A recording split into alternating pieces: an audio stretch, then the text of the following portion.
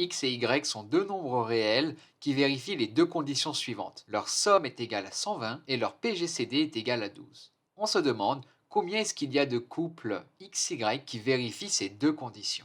Essaie de répondre à la question par toi-même et lorsque tu es prêt, continue la vidéo pour regarder la correction.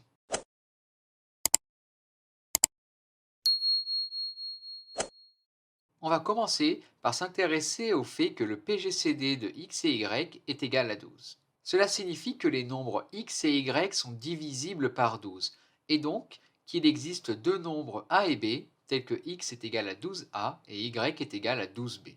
On peut donc substituer x et y dans notre égalité avec le PGCD, et on a donc que le PGCD de 12a 12b c'est égal à 12. On peut extraire le 12 dans notre PGCD, et on a donc que 12 fois PGCD de AB est égal à 12.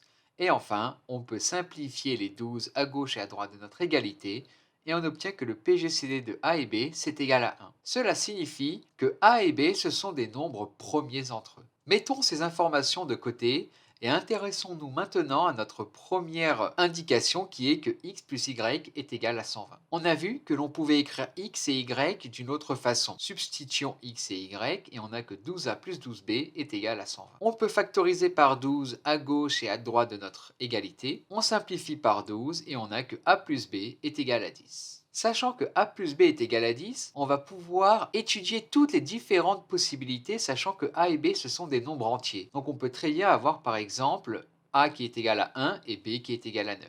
Ou encore, peut-être a égale 2 et b égale 8. Or, attention, ça, ce n'est pas possible, puisqu'on a dit que a et b, c'était des nombres qui sont premiers entre eux. Or, 2 et 8 ne sont pas premiers entre eux. Donc, ce n'est pas une possibilité. Et en fait, en cherchant un petit peu, on trouve que il y a seulement 3 autres possibilités avec 3, 7, 7, 3 et 9, 1.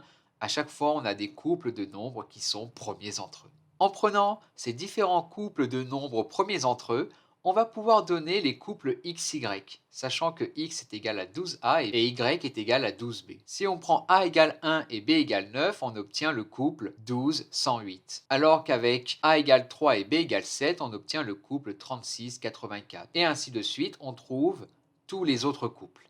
Il y a donc 4 couples différents XY qui vérifient les deux conditions x plus y égale 120 et leur PGCD est égal à 12.